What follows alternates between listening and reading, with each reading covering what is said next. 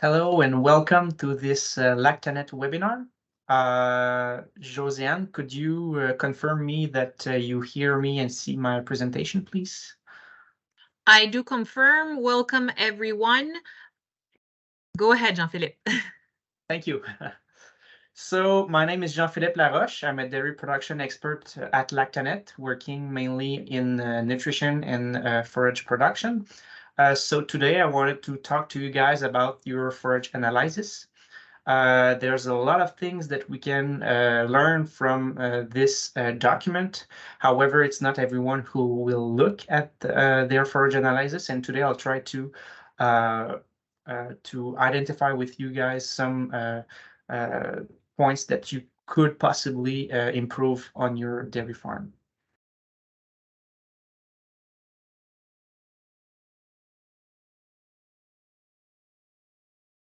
Sorry, I accidentally closed my mic. So before we start, I would advise you to have on hand one or two forage analysis that that is used for your high producing dairy cows.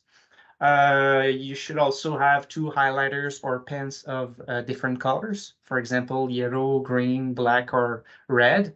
It's not mandatory, but it will help you to underline what's good and what's bad on your forage analysis. And of course, a calculator in order to do calculations. Sorry, the goal of this webinar is really to see what your forage analysis have to tell you, and most importantly, to provide you with solutions. So without further ado, let's begin. What informations can be drawn from a forage analysis? First of all, we can have a pretty good understanding of how of your harvest quality. We can know how mature was your forage. Did you harvest too late or too soon? What's the dry matter content? It's really important for your storage system. We can also know if you have too much soil contamination, which can seem dumb, but it will have a pretty strong impact on the quality of the forage and the quality of the fermentation too. We can also know the storage quality. So how did the fermentation go? Is your silage actually stable? Did you have excessive heating? And we can even know if your hay crop has mineral deficiencies. So for example, with the phosphorus and the potassium content, we can know if you lack of these elements. And we can also know if you have sulfur deficiencies in alfalfa. And I would say that at least in Quebec and probably too in Ontario in the Atlantic, I'm starting to see more and more deficiencies in sulfur for alfalfa. So that's definitely one thing to look at on your forage analysis. So is the quality of your harvest optimal? Here I show you on the screen a typical forage analysis that we will give to our dairy producers in Quebec. You don't have to have that exact type of forage analysis to work with us today. You just have to find the things that I will tell you in your specific forage analysis. And the first thing that we will look at is the acid detergent fiber content, the ADF. So in most of your forage analysis, you will have that number. For a high producing dairy cow, we want to aim at close to 30% of the dry matter. So it's important to look at the dry matter content here as a dry matter basis. So for example, if you have 29, 30, 31, I would underline this in green, for example, or put a black circle around it. But if you have, for example, 33%, 34, 35 or more, I would put that in yellow or red, because that's definitely something you can improve for your high producing dairy cows. And it's probably the first thing I look at in a forage analysis, because when you harvest your forage at the right maturity, everything will follow it. So you'll have better crude protein content, you'll have more sugar, more fat. So the overall quality of your forage will be better. So what's the difference on my farm if you have a better quality forage, so a forage that is harvested sooner? Oftentimes when I tell this to producers to harvest sooner their forages, they will say that they need fiber, right? So you need fiber in order for the rumen to be in good health. You need fiber to produce milk fat, which is in high demand right now. And that's true. But what we need to remember is that when we have a forage that has the right maturity, that has less fiber, we need to increase the amount of that forage in the ration or in the diet. And I wanted to show you an example of that right here. I see that there are questions. As you know, the webinar will be about 1 hour long.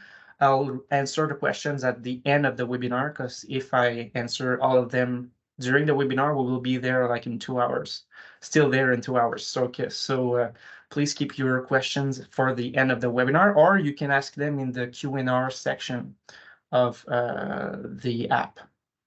Thank you. So yeah, I wanted to show you an example between a good moderate mature forage and an optimal forage. So the average forage here has 33% ADF. That's what we see commonly in Quebec, at least. And we have an optimal forage here.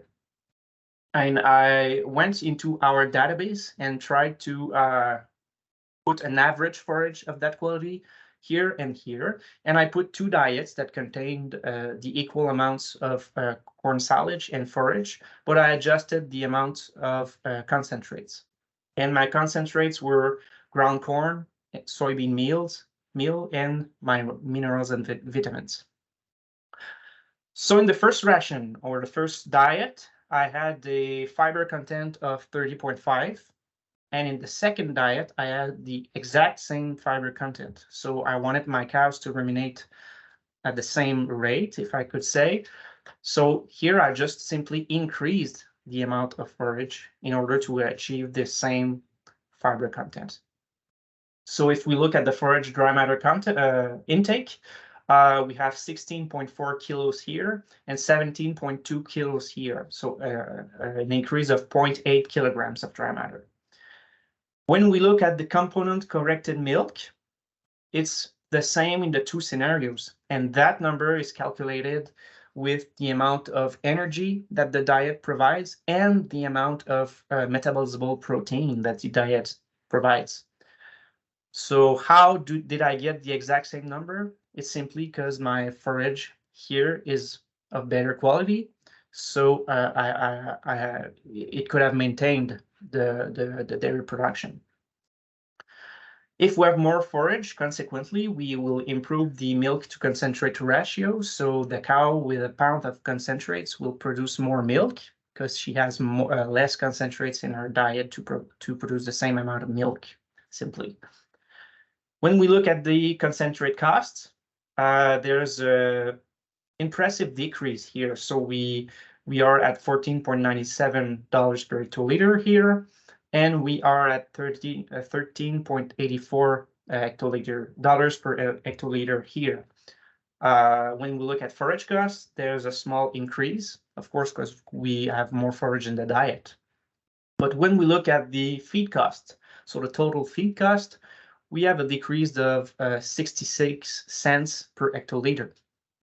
You'll notice that those numbers are pretty interesting because you need to remember that's high producing group of cow. So you may not compare your specific values on your farm with these, but that example just show us that for a high producing group of cow, we can decrease by a lot our feeding costs. For those who want to know the prices that I used for my scenarios, they are here. So for ground corn, it's about $400 per ton. For soybean meal, it was about $750, and for minerals, it was about $1,500. So those are prices that we saw in Quebec in the past few months. So in that scenario, I simply replaced 0.8 kilograms of dry matter of concentrates by 0.8 kilograms of forages. I had no negative impact on milk revenue, but I have I had savings of 66 cents per hectoliter. And I shall remember you that this is just for a 3% differences in ADF. So ADF has a very important role to play in the feeding cost of our diets. So how do we achieve that amount of ADF? Well, in Quebec, we use a lot this technique that we call the fast and slow technique. It's a technique that will take advantage from the physiology of the forage plants. So as you all know, in the beginning of the season, we have high yield, but we also have a rapid quality decrease. However, in the end of the season, we have low yield and a slow quality decrease. So what that technique do is we simply harvest fast at the beginning of the season in order to have high yield of high quality. So for example, if you have legumes, you will harvest at the early bud stage. And if you have mostly grass in your mixture, you will harvest at late boot. At the end of the season, we just do the exact opposite. We eat later, because at this moment of the season, the quality will decrease really slowly, so we won't have much impact. But we will give time to those plants to accumulate reserves for the winter, so it will help them for the persistence. So for legumes, we will harvest at early flower, and for grasses, we will harvest at early heading. And between the two, you just do what you want. So if you want high quality forage and a lot of high quality forage, you could harvest fast. And if you don't need that much quality forage, you could harvest later in order to let your plants have more reserves for the winter. This strategy is very interesting because it will provide you a good yield, a good persistence, and also good quality. So you actually have the better of the three. Because if you were to harvest very fast at each cut, you would have high quality but low yield and low persistence. Whereas if you harvested late at all cuts, you would have high yields but low quality and a good persistence. It's also interesting because when you do that technique, the forage quality distribution will correspond fairly well to the different needs of the herds. So when, for example, we need high quality forage for our lactating dairy cows, but for dry cows and heifers, we don't need that much quality. So the next thing that we will look at is the dry matter content, and everyone will have this on their forage analysis. So you should never have a dry matter content less than 30%, because in those cases, it's a perfect recipe for a bad fermentation. And when you have over, which is good, you also need to adapt the dry matter of your forage to your storage type, because in some storage type, even if you have 35% dry matter, you'll still have problems.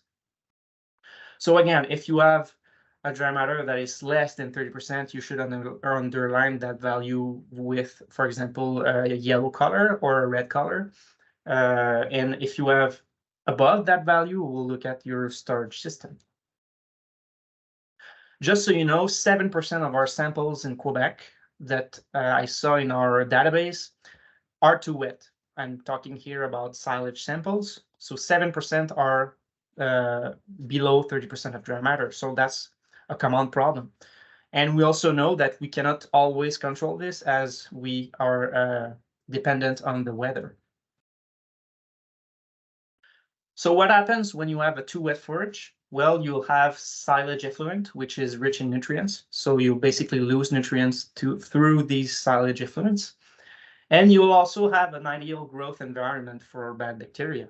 So those bad bacteria loves wet condition, and if you provide them with it, it will be harder to fight them.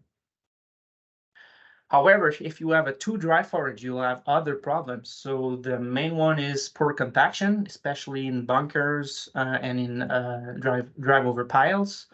And you'll also have, if you have bad compaction, that necessarily means that you'll also have oxygen presence into your silage mass. And when you have oxygen, well, you have a risk of heating caused by yeast, molds. And with molds, you'll probably have mycotoxins too. So it's really important to have a silage that just has the right dry matter content. So what's the right dry matter content? Well, it varies between the different storage systems. So for example, if you have a tower silo with top unloading, the ideal range would be between 30 and 55%, but it will highly depend on the height of your tower silo. So here I have that other table that will help you. And the more your silo is high and has a high diameter, the more you want a drier forage to avoid silage effluence. So for example, if you have a 70 per times 30 feet silo, you would need at least 43% dry matter in order to avoid silage effluence. Whereas if you have a smaller silo, you could probably do well with a 30% dry matter content. When you have a tower silo with bottom unloading, the ideal dry matter range would be 40 to 60%. For bunkers, it would be 30 to 40%. Driver over pile would be a little more humid as you need more humidity to enhance compaction, so 30 to 35. Tube silo would be 35 to 40%. We can do a good ag bag with 30 to 45, but the real optimal range would be this one. And for large wrapped bales, 45 to 55% dry matter would really be the optimal. And I don't know for you guys, but in Quebec, there's a couple of people that talk to me about wet large wrapped bales. I don't know if it's a common practice in other provinces, but it's really a bad idea. And I just wanted to show you why. That's a very interesting study that was done in 1991. They harvested an alfalfa grass mixture at 39% dry matter, so below the 45% dry matter recommendation. And the exact same forage was put in two different formats. So one in round bales, so the gray bars, and one in chopped silage, so the black bars. Here you see the evolution of pH according to the number of days ensiled. And here you see also the total acids. And the blue lines represents the stability pH, which is the pH that we need to achieve if we want to control the bad bacteria.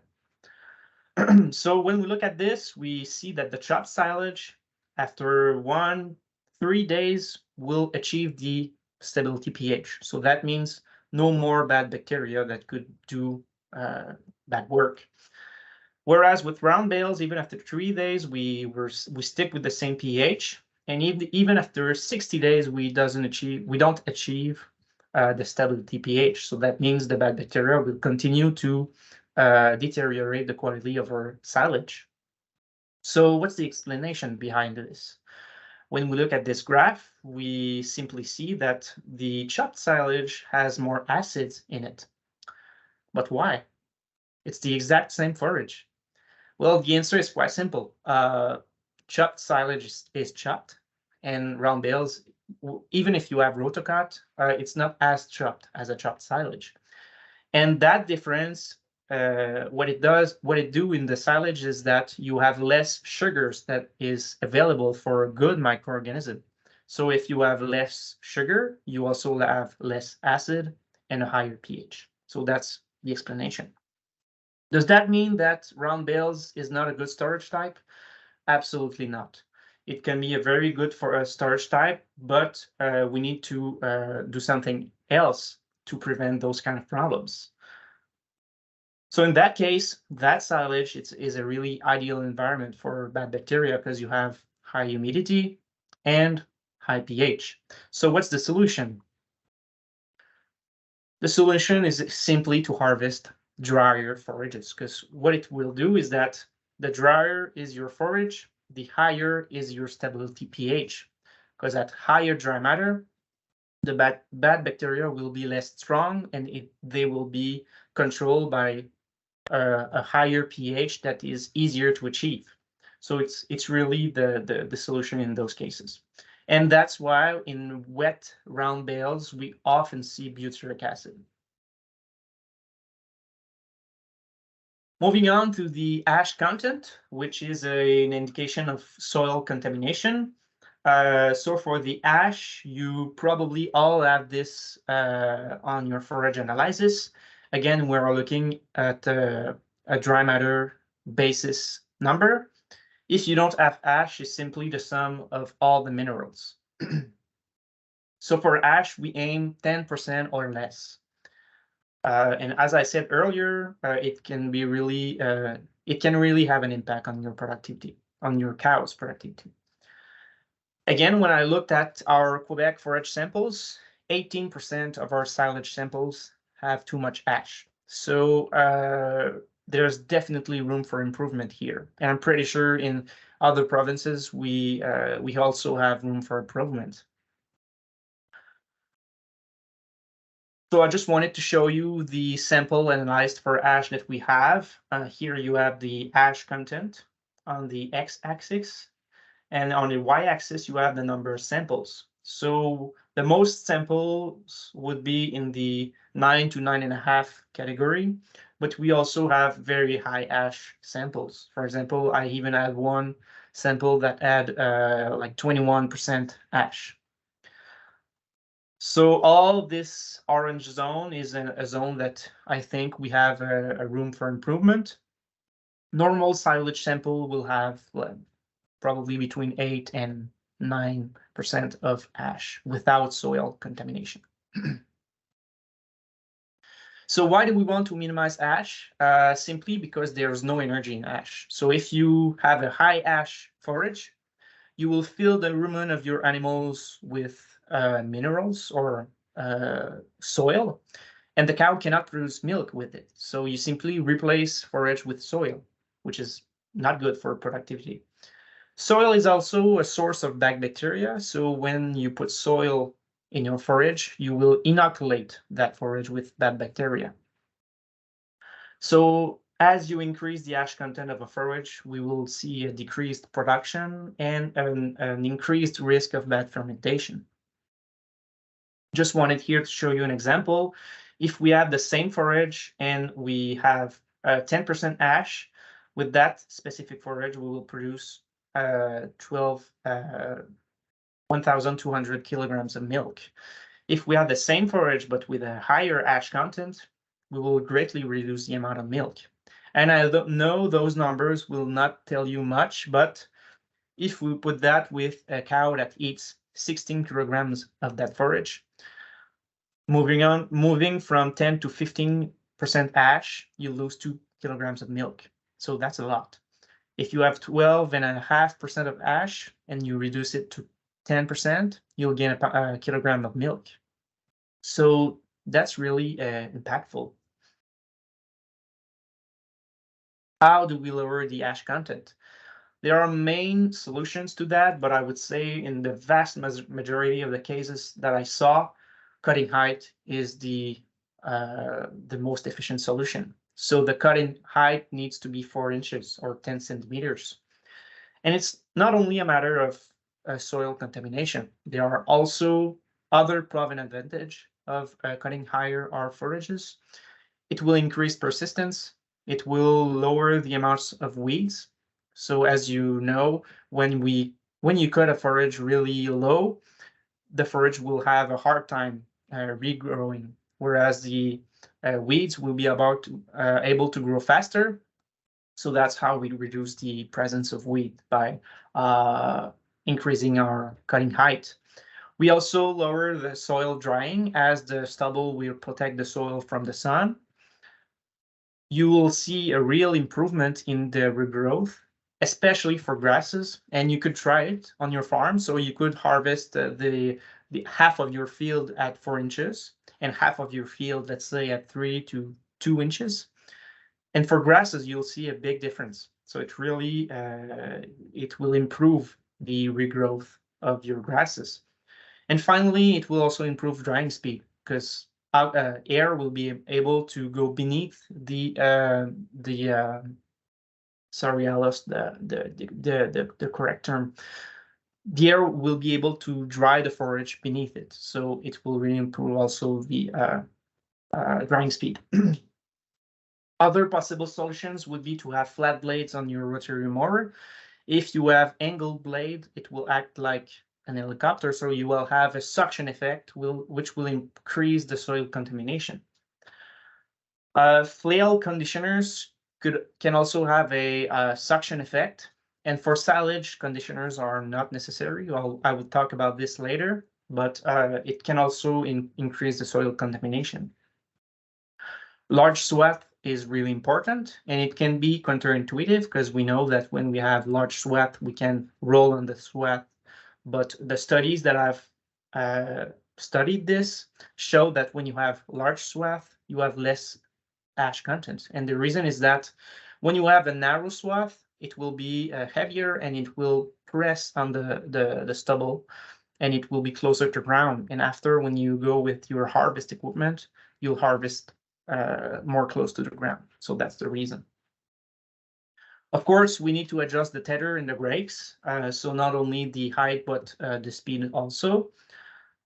Sun rakes, if studies have shown that sun rakes will increase soil contamination. So personally, I would try to avoid that type of equipment if possible. And finally, we need to adjust the speed of the harvest equipment as well.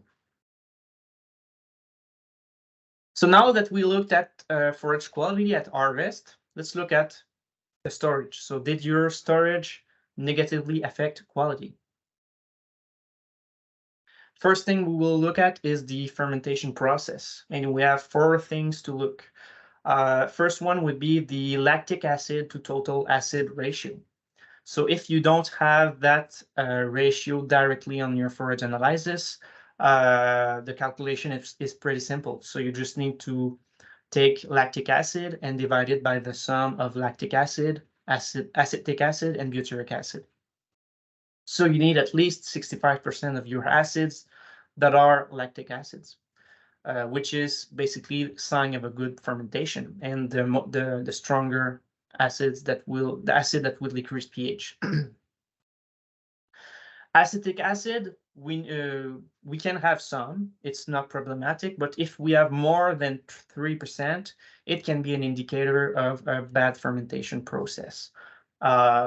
If you have a heterofermentative inoculants or combo that contains Lactobacillus buchneri, it can happen that you have 4%.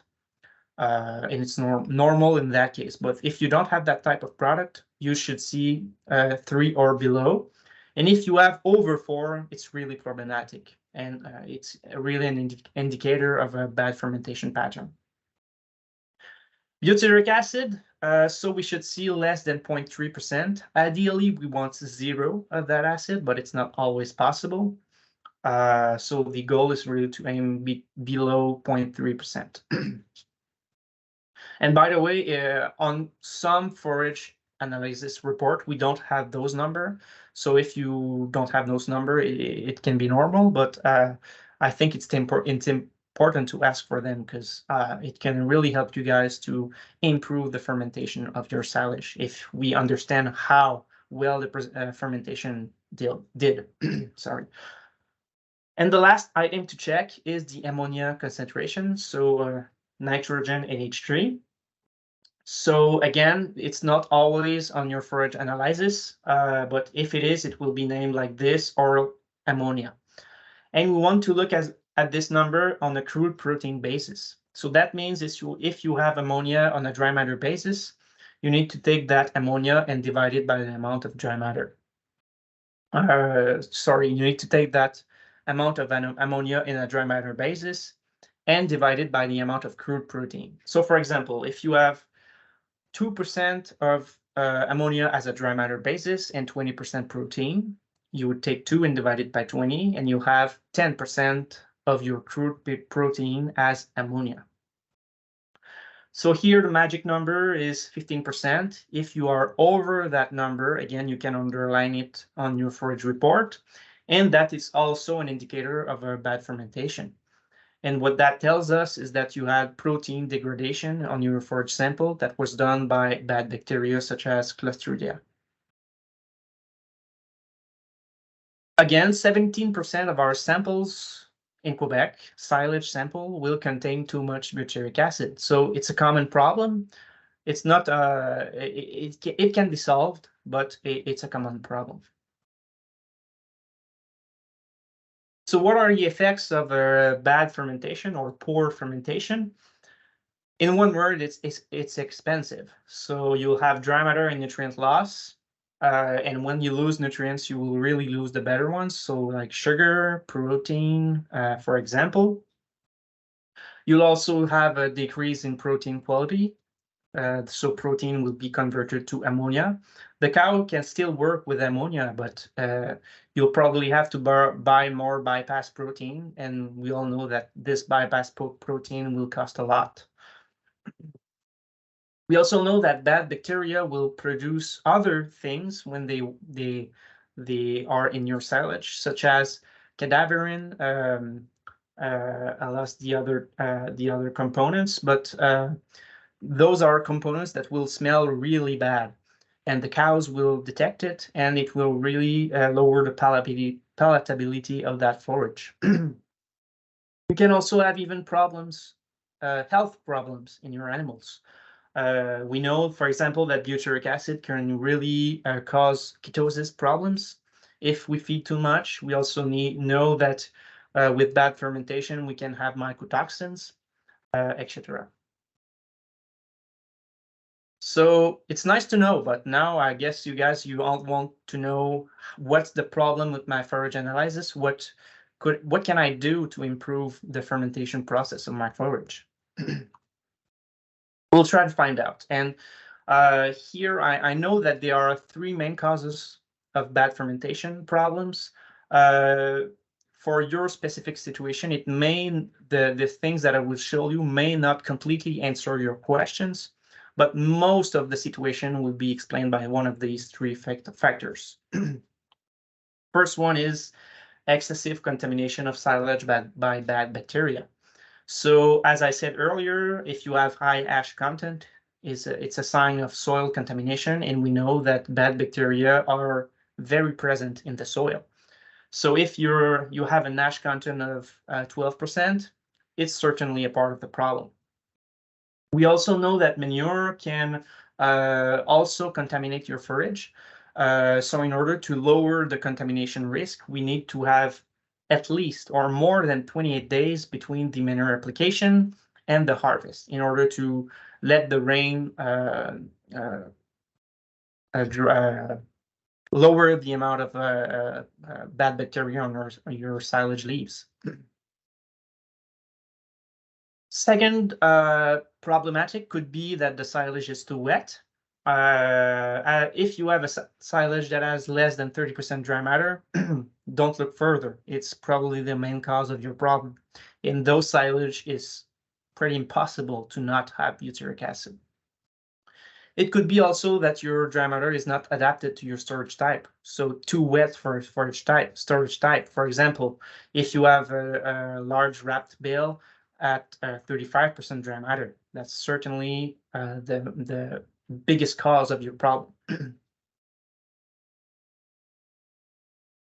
And the second cause is more complex. So if you have an ash content that is okay, if manure is not the problem, if dry matter is not the problem could be here. And it's that the pH was too high for too long. So in order to have a good fermentation, we need a very rapid pH drop to really control quickly the bad bacteria. And in order to have a rapid pH drop, we need high sugar content. How do we achieve this? Well, of course, we want to avoid rain on the forage. We also want large swath, and I will talk about it in the next few slides on how does this increase the sugar content of your forage. And when I talk about large swath, it's 80% or more of the cutting bar length. So for example, if your cutting bar has a length of 10 feet, your swath should be at least 8 feet. Quick closing of the silo is really important too.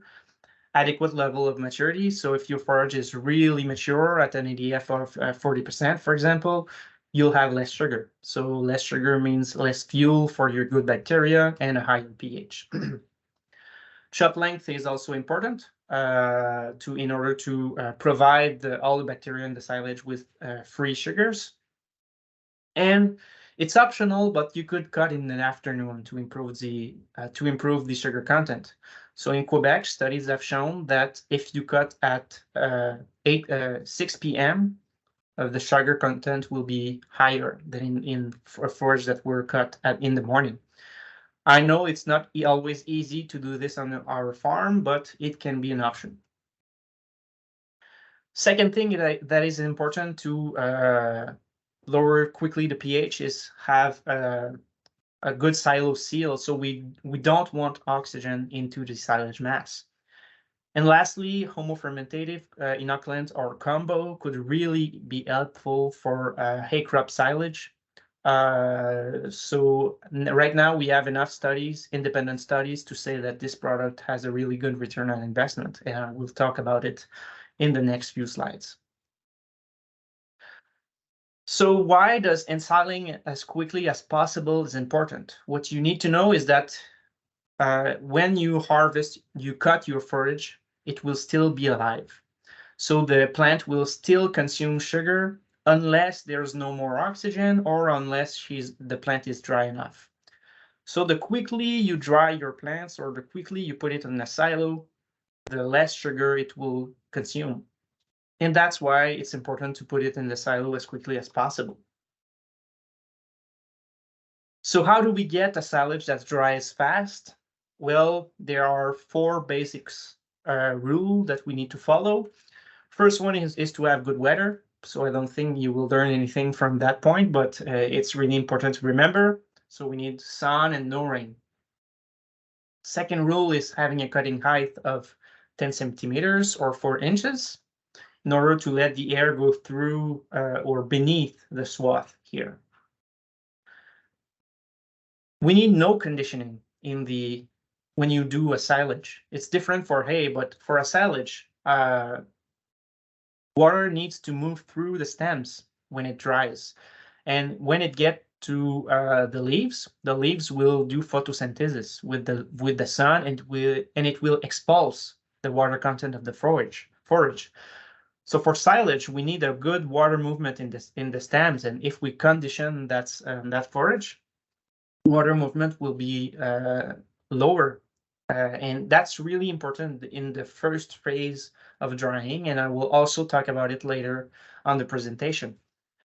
So for silage, conditioning is not necessarily, and it will actually decrease the drying rate for your silage. And the most important part is having white swath. So as I said, 80% or more of the cultivar. And there's a reason. It's pretty simple. So as I said, the forage plant is not dead when you cut it. And if you provide that plant with oxygen, not oxygen, but light, it will do the photosynthesis reaction, which will take water and light to produce sugar, which is really good for us because the plant will be using water and transforming it into sugar. What happens if you don't have white swath? Well, the first part of your swath that has access to light will do that same reaction, so taking water and converting it to sugar. But the lower part of your forage that doesn't have access to light will do the exact opposite reaction. So it will take sugar and produce water and energy. Of course, that's not what we want. And some experts in the US will call this process compost drying because it's the exact same reaction that we see in compost. Of course, when you do narrow swath, you won't have compost, but you will have the first reaction that leads to compost, and you'll have less sugar in your forage. So it's really important to have that large swath. Mower conditioners, yes or no? So I regularly have this question. I wanted to answer it with you guys. So here you have the moisture curve over time. So as you can see, it will decrease really fast at the beginning, and it will be harder to lower at the end. So in the beginning phase of drying, you have photosynthetic drying. which is what I explained to you. So the water moves through the stems, goes to the leaves, and the leaf produces photosynthesis to produce sugar. But at the intermediate or final phase, the leaf is not able anymore to do photosynthesis, and the water cannot escape by the leaves, so it needs to go somewhere else. And that's why here we need conditioning. So the question you probably all want to ask me right now is, where's the limit here? Well, here we talk about haylage.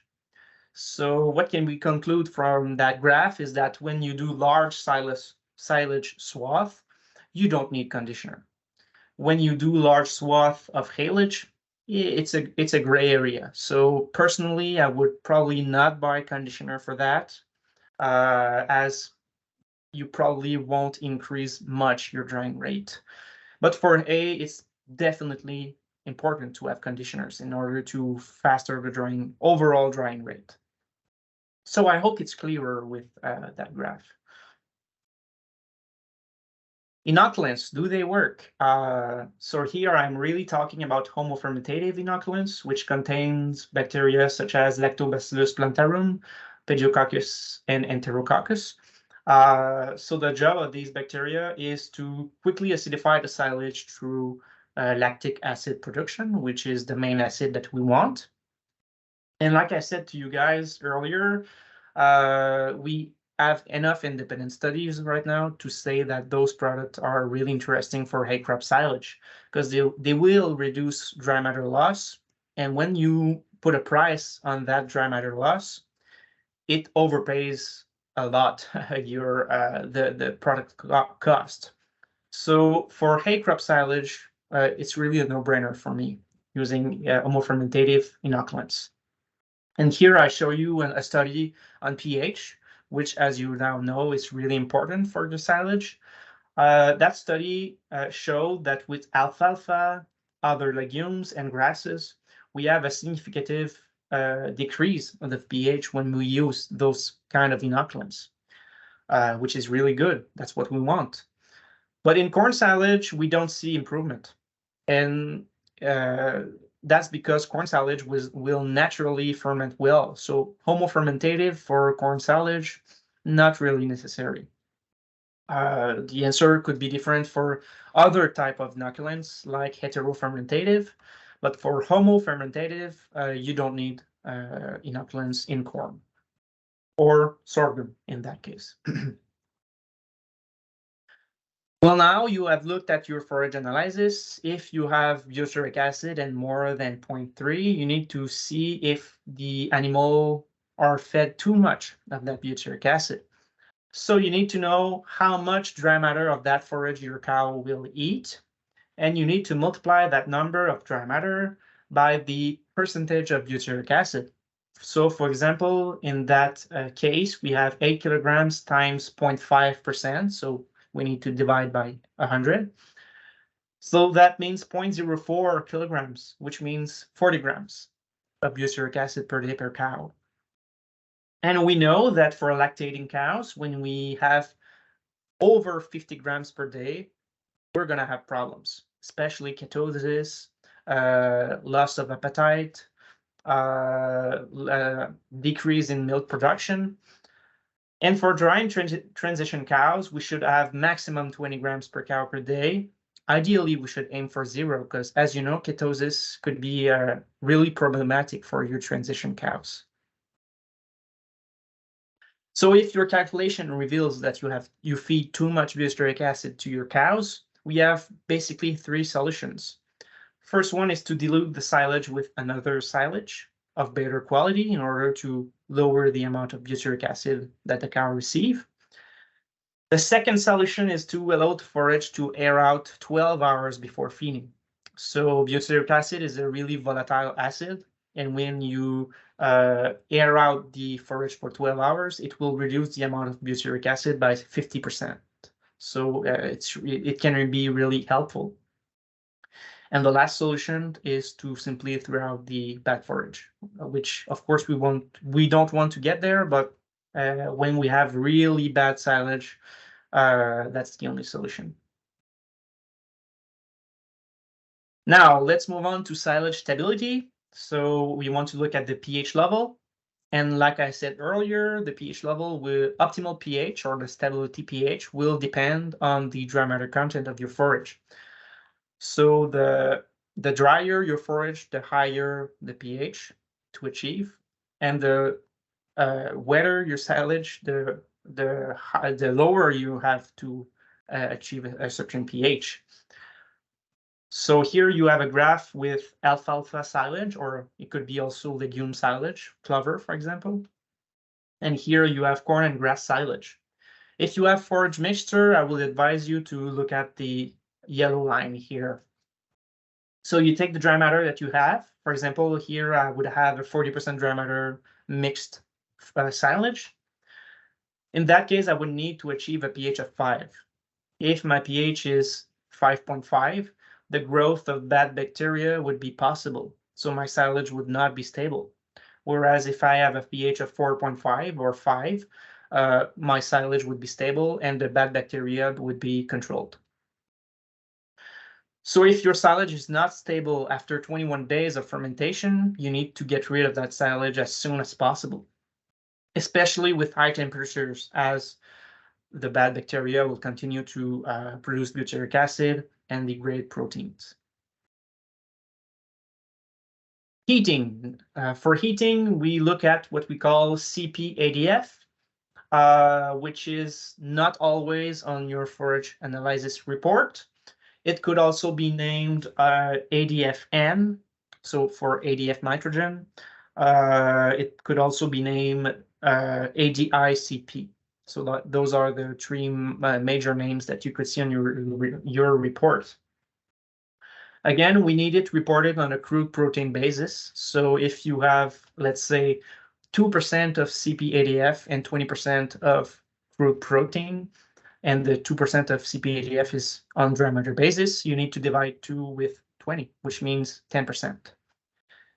Again, the magic number here is 10%. So if you have more than 10% of your protein that's as CP-ADF, you had heating problem on that silage sample.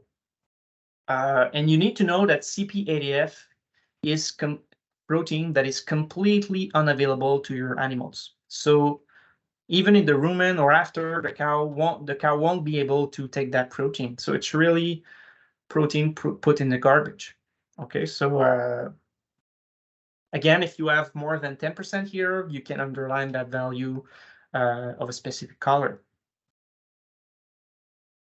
In Quebec, 11% of our samples would have heating problems. So again, that's an area that we can work on.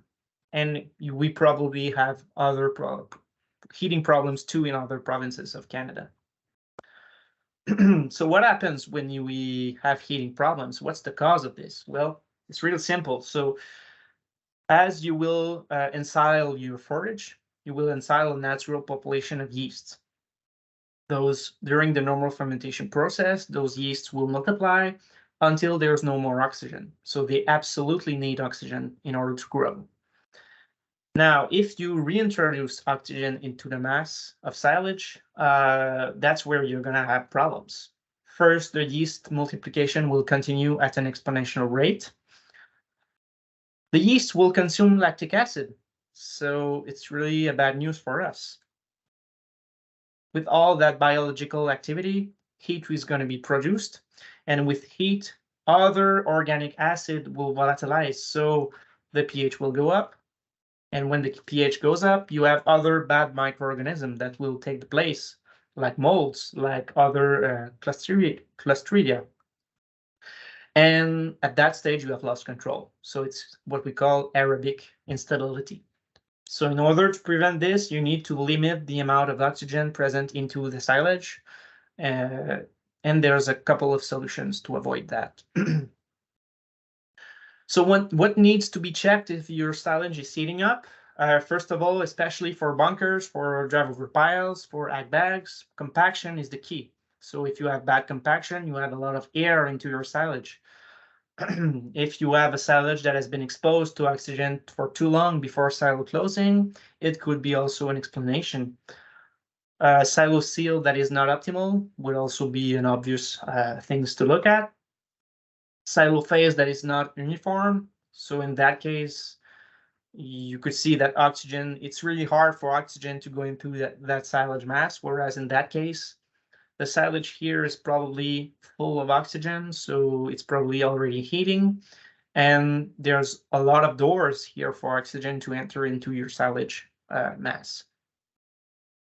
Removal rate would be really important too. So in summer, you need at least 6 inches per day for bunkers and drive-over piles. In summer it would be a feet, so 12 inches, and in winter it would be 6 inches. Whereas in ag bags, we need to double that number. Silage transfer can also be the cause of the problem. So some people would do corn silage, for example, in ag bags, and transfer that silage after into a silage tower. So that can be problematic.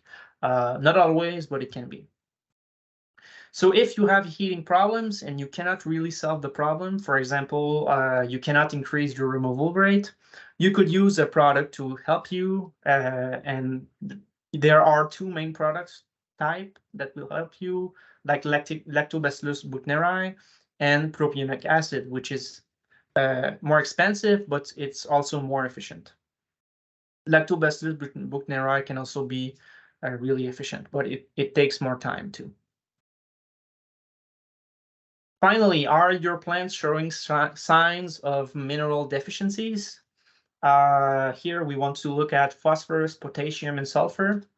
Ideally, we want those numbers in wet chemistry because it will be more, the accuracy will be improved, but we can also look at it in infrared. Okay, so if you have less than 0.18% of dry matter of phosphorus, you have a deficiency. If you have less than 1.4 potassium, you have also a deficiency. And it doesn't mean that if you have, let's say, 0.25 of phosphorus, that you don't have a deficiency. But if you have a lower value than here, you probably have a problem. For sulfur, we only look at this for alfalfa, as it's a plant that needs a lot of sulfur to grow and to make her protein. We need at least 0.25. So I would only look at this in really a forage mixture that has at least 70% of alfalfa or a pure alfalfa stand. If you want to look at precisely the signs of deficiencies according to the species that you use in your forage stand, you can look at this table. Just so you know, you'll have a quick tips document that will be shared with you after the webinar. So that the table here will be also present in that file. But for example, in alfalfa, we need at least 0.25 of phosphorus and at least 1.6% of potassium in order to have good yields. If you don't achieve those numbers, the yields will be below 80 to 90% of the potential. If you suspect a deficiency based on your forage analysis, I would advise you to consult your fertilization advisor to really see if you have a deficiency and to see what would be the cheapest way to improve those minerals in your forage. For alfalfa, sulfur deficiency, as I said, can really be problematic. So I think I said it earlier, but historically we received sulfur with acid rain. Right now we don't have that kind of pollution anymore. So it's a good news because we don't receive sulfur because we corrected a pollution problem. But the bad news is that we don't receive that free sulfur anymore. And now we regularly see deficiency of sulfur in alfalfa, at least in Quebec. I know that in Ontario too, they saw it. Probably in Atlantic or in the other province too.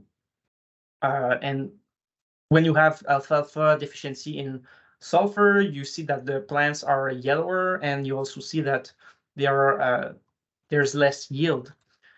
So if you have a deficient alfalfa and you put sulfur fertilization, you'll increase your yield by 1 to 4 tons of dry matter per hectare, which is huge. And you'll also increase your crude protein content by 3 or 4 percentage units, which is also huge. So that's really an important thing to look at on your forage analysis is if you work a lot with alfalfa stands. I receive a lot of the question about grasses fertilization with sulfur. I don't have enough data in Quebec to say that it's an economically interesting practice.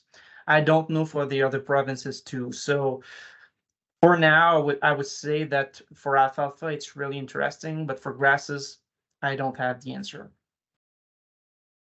Again, if you suspect a deficiency here, you should consult your fertilization advisor.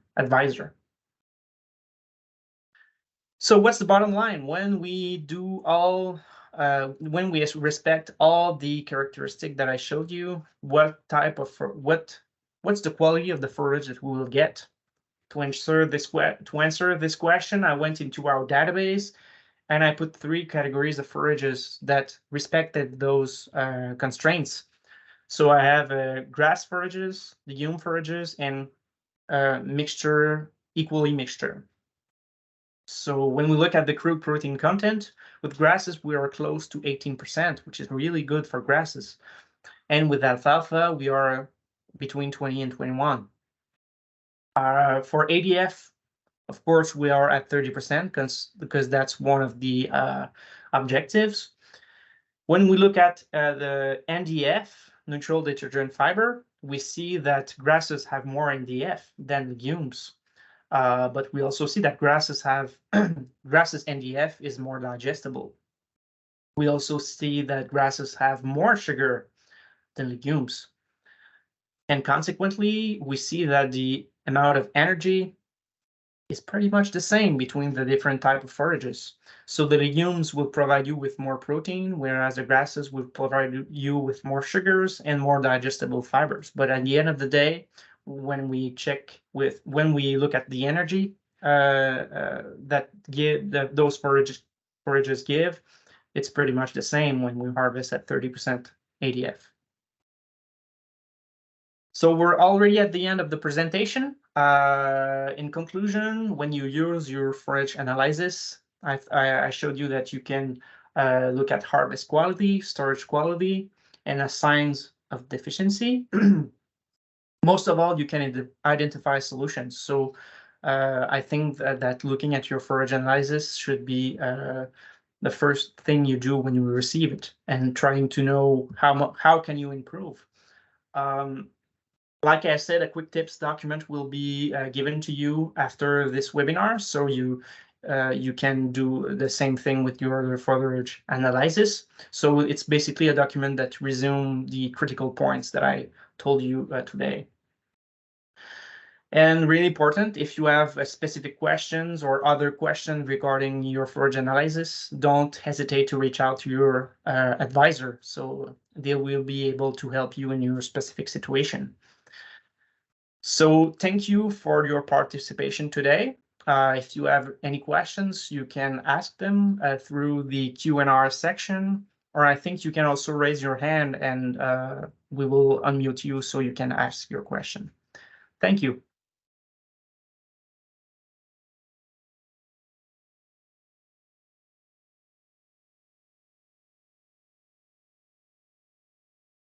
So I see there's a question from Ivan Verink.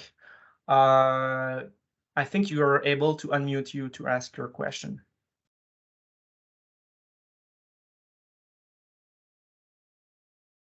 So the unmute button would be at the upper right of your screen. I don't know if this works.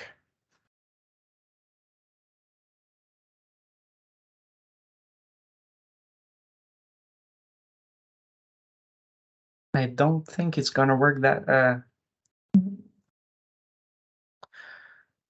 Meanwhile, we have another question from Claire. Maybe Claire, if you are able to unmute yourself, we could try you. Oh, I think All it right, works. I think it worked. Okay. I was just wondering, when you're talking about keeping the face fresh, and you said for an egg bag you'd have to use double. Can you explain why that is?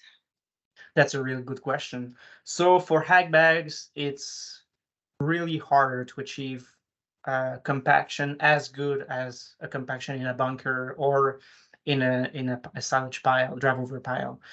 So to correct that problem, we just simply need to increase the removal rate. So for example, in summer, we would try to have 2 feet per day, which is kind of a lot, but it really makes a difference.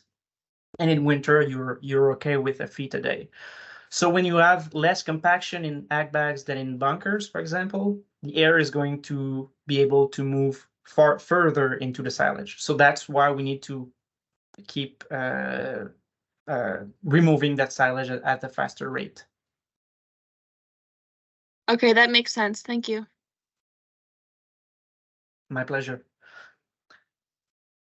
I see that John Best has a question. I think Joseanne would be able to give you access to the unmuting. And if the unmute didn't work, you can also ask your question in the Q&R section. I've pushed the dry matter of haylage or round bale silage in the past and ended up with some white mold issues. Mm-hmm. So you want to know white mold or butyric acid? Sorry, I didn't hear the question. Is it better to have white mold or butyric acid? That's a good question. So it's better to have none of them. So as I showed you, when you have wet round bales, you have butyric acid. When you have drier bales, you can have mold problems. But when you have them, that means that oxygen is able to go into your round bale. Because remember, yeasts and mold absolutely need oxygen to live. So where does that oxygen come from? In Quebec, the two main problems that I see with clients that have molds on their round bales is the number of layers of plastic and the time between the harvest of the bale and the wrapping of those bales. So regarding time, we need to wrap those bales maximum 24 hours after the bale production. If you don't do that, the bale will start to heat and you will have more oxygen into the bale and probably mold problems. For the number of layer of plastic, you need 6 mil minimum of plastic. So for example, if you have a 1 mil plastic, you need to use 6 layers. If you have 1.5 mil of plastic, let me do a calculation with my calculator. You're going to need 4 layers of plastics. And the simple way to check that is to, when you open your next bale, cut a hole with a knife or a square and manually count the amount of layers. So in most cases of molds and round bales, that would be the problem. So it's not the dry matter that is the problem. It's really oxygen infiltration through the plastic. Oh, and another thing to check is the stretching of the plastic. So you can take a Sharpie and on your plastic roll, make 2 bars that are spaced by 10 inches. And when that plastic will stretch onto your bales, the plastic should be the space between the 2 marks should be 15 to 16 inches. If you have more than 16 inches, that means your plastic has too much stretched and oxygen will be able to go through the plastic. So I would say those are the 3 main problems when I see molds on round bales. Hope this helps. Any other questions? Oh, I see a couple in the chat. Is there too low a value of ADF? We are at 25, 27 regularly. I would say for the dairy cow, no. You won't have problems with your dairy cow. The problem in those cases is that you will have suboptimal yields. So that can be a strategy for your farm to have really high quality forage, but you need to know that you won't have optimal yields if you harvest lower than 30%. That's the only issue with that.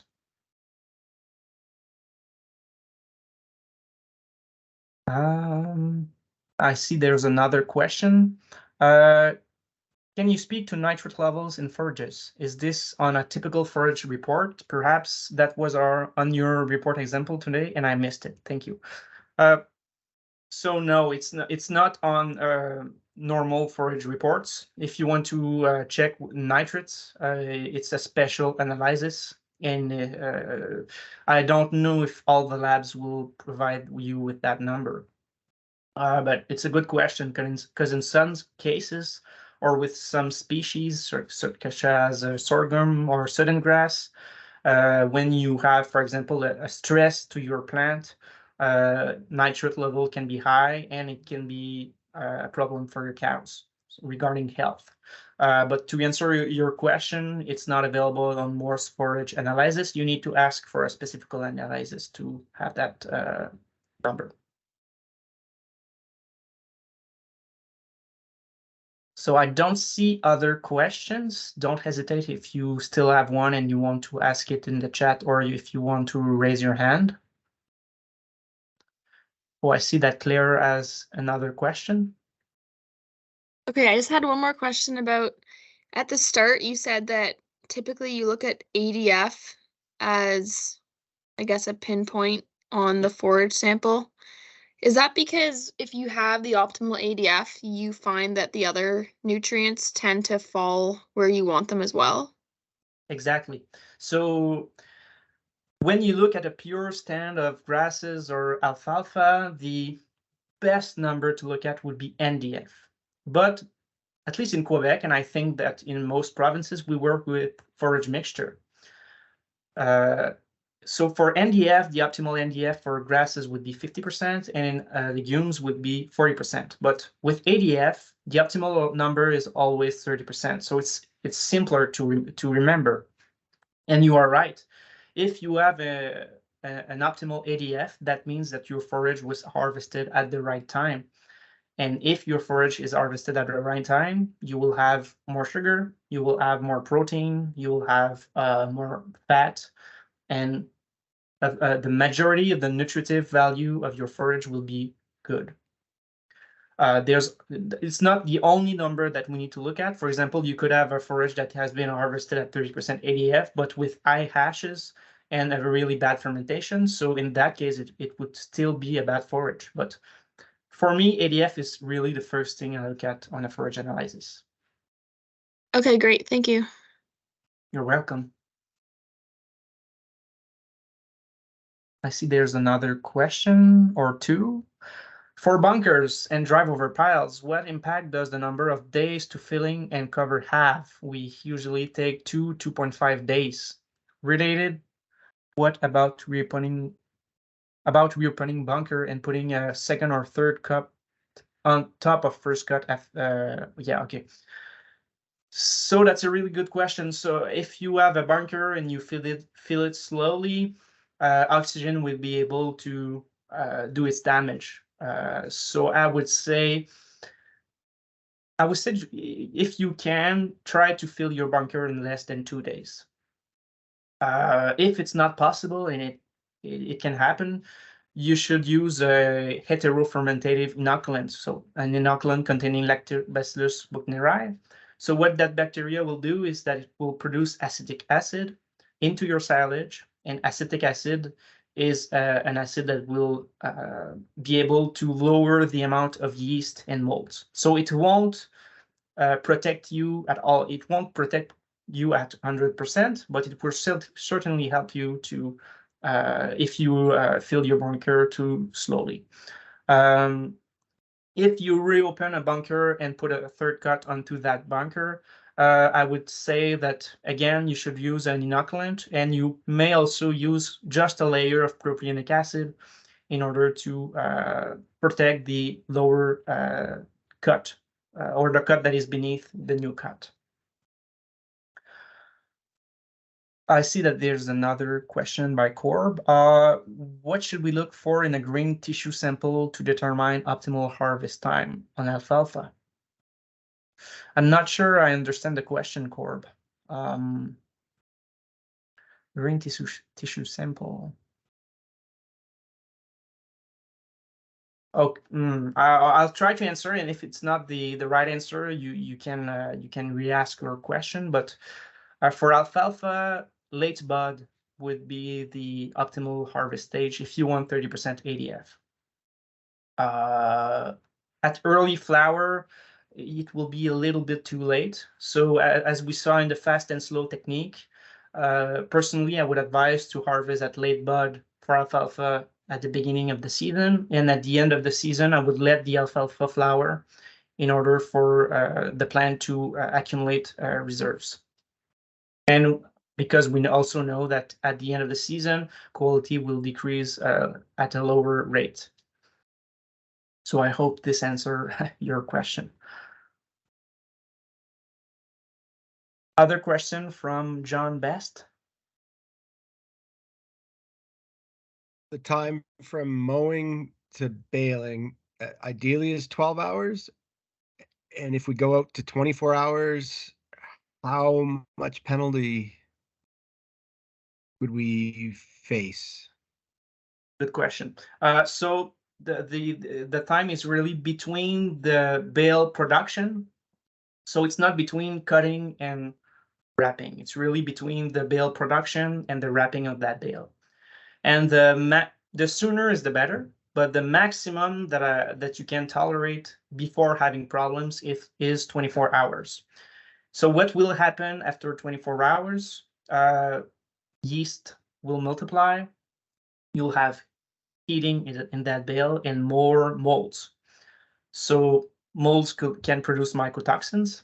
And with eating, you also have a deterioration of protein quality. So as we saw, CP-ADF is an indicator of heating, and CP-ADF is completely unavailable protein. So if I can resume the answer, if you go over 24 hours, you will have molds, mycotoxin possibly, and a loss of protein quality, as well as a loss of sugar, because the yeasts will also consume sugars.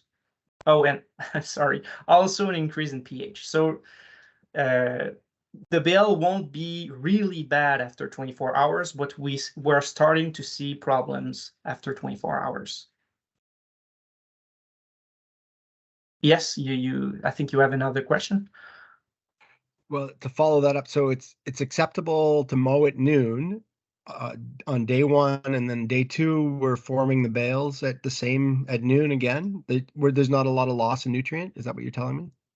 Yep, exactly. So so the time between mowing and harvesting really depends on your drying rate. So again, you want a faster drying rate, but there's no limit of time between mowing and harvesting. So the sooner the better, but if you have large swath, the quality will be optimal. And the time that really matters is between the making of bale and wrapping of those bales. And that's where we want to have maximum 24 hours. I don't know if it's clearer with that explanation. I would assume that it is. I don't see, okay, I see a thumbs up, cool. I don't see other questions in the Q&R section, so if you still want to ask a question, it's your last chance. Or again, like I told you, you can still contact your advisor to have more, to ask questions about your specific forage analysis. Okay, I think it pretty much sums it up. So thank you all for your participation today. I hope this webinar was helpful for you guys. I also hope that my Quebec accent was not too much. Again, I will send you a quick tips document to resume the main things that I discussed today with you. And with that, I thank you all for coming in today. Thank you.